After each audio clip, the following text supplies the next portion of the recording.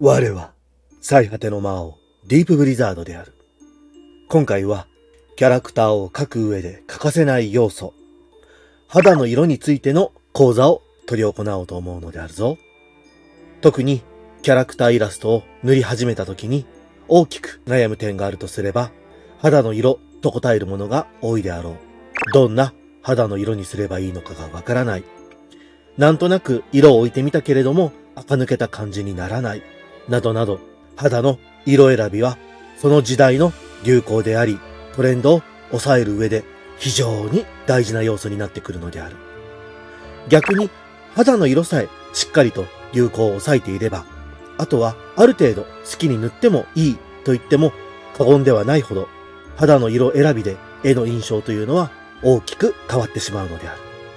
そこで今回はメイク業界などでよく言われているイエベ、ブルベと呼ばれておる肌を実際にイラストで描く際にどのように捉えているのか、そしてどのような色使いにすればよいのかという点も含めて話をしていこうと思うのであるぞ。もちろんメイクなどの用語がわからないというものでもしっかりとわかるように講座を作っておるので、安心して最後まで見てもらえると嬉しいのであるぞ。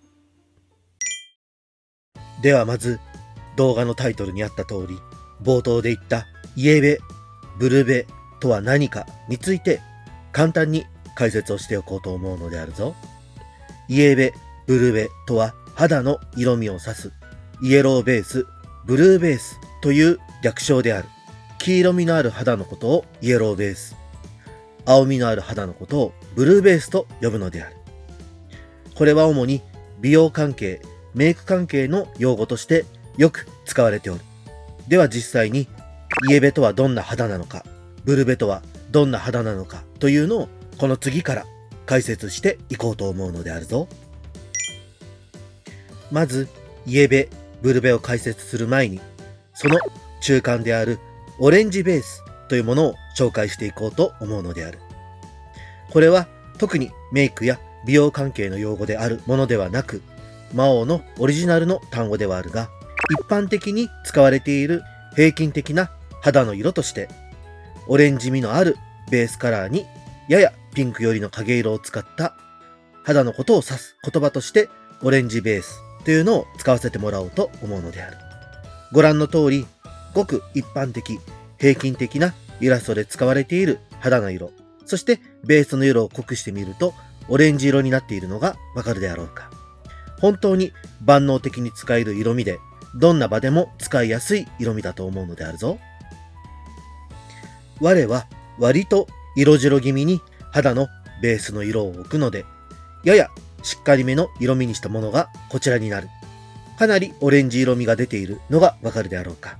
そして健康的かつ血色の良い肌の色というのがこのオレンジベースではよく表現できているというのがわかるであろうか。本当にどんなキャラクターでも使い勝手の良い一色だと思うので、まず肌の色選びに悩んだものはこのオレンジベースの色を使ってみると良いと思うのであるぞ。またこのオレンジベースはやや色を濃くして、そして明度を下げることで日焼けした肌の色を簡単に作り出すことができるのであるぞ。非常に汎用性も高く使い勝手も良い色。ただこれ一色で全てのキャラクターを塗っていると、やはりバリエーションに欠けたり強い印象を残すことはできない。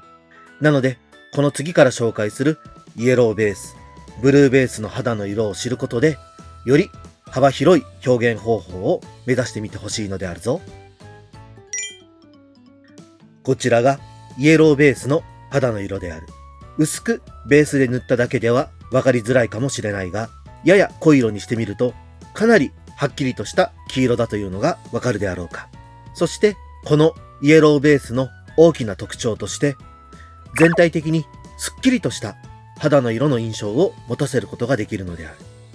そしてピンクベースの影の色がとても映えるため、キャラクターをより活発に元気な印象に見せることができるのである。主にこの色使いは可愛い女の子のキャラクターなどに多く見られており、いわゆるギャルゲーなどで長く使われている人気の配色と言えるのである。このイエローベースにピンクベースの影を塗ることで、非常にキャラクターらしい色使いを表現することができると言い換えることもできるであろう。こちらはベースの色を少し濃くしてみたものである。こうしてみると、より活発で元気な印象が出てきたのがわかるであろうか。特にこのイエローベースの肌の色は夏などのイラストで使うと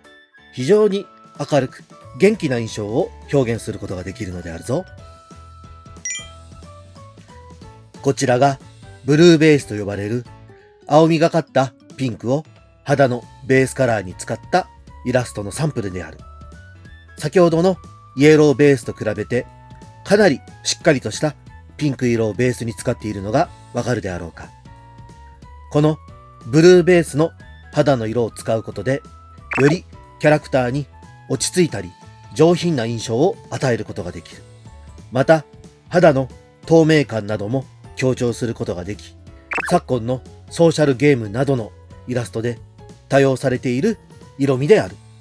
基本的にあまり明るく元気な印象というよりも、先ほど言った通り、上品で落ち着いた印象を強く持たせることができるので、影の色などもあまり明るい色ではなく、少しくすんだ色を使うことで、よりその印象を強めることができるのであるぞ。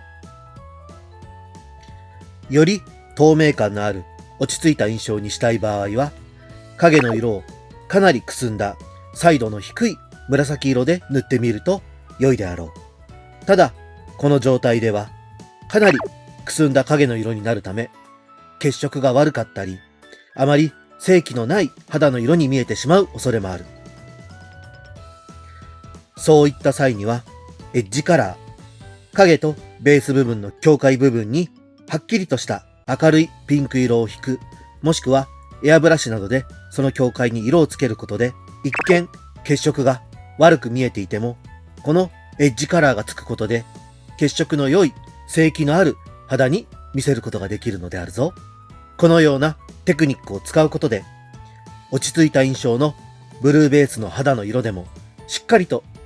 元気なキャラクターを描くということも可能だということを知ってほしいのであるぞ。このようにオレンジベース、イエローベース、ブルーベースの3つを並べてみると、それぞれに違った印象があるというのが、これまでの解説を見てきたものであれば理解ができると思うのである。キャラクターの肌の色一つをとっても、どのような印象になるのか、どのような効果をなすのか、それを知った上で的確に使うことで、絵を見ている者にどのような印象を持たせたいのか、どのような印象になるのかということを発信することができるということを覚えてもらった上で、この様々な肌の色使いに挑戦してみてほしいのであるぞ。では最後に肌の色使いの上級テクニックをお教えしようと思うのであるぞ。今画面に出ているキャラクター、これは肌は何ベースになっていると思うであろうか。これは絵画的な技法で、額など顔の上部には黄色みの強いベースを置き、そして顔の中央部分、頬やまぶたなど、皮膚の薄い部分で赤みが強く出る部分にオレンジベースを、そして顎周り部分には青みのあるブルーベースを置いているのである。これは絵画的手法でよく用いられる色の置き方で、こうすることで効率よく人の肌というのを美しく表現することができるのである。このようなアニメ塗りのイラストでも非常に効果的だとは思うのではあるが、水彩塗りや厚塗りなど色を塗り重ねるという方法の絵を描くものは、この3色を使った肌のベースの塗りというのを実行してみると、より自然で、そしてリアルな色味を表現することができるので、こちらをぜひ試してみてほしいのであるぞ。というわけで、いかがだったかの？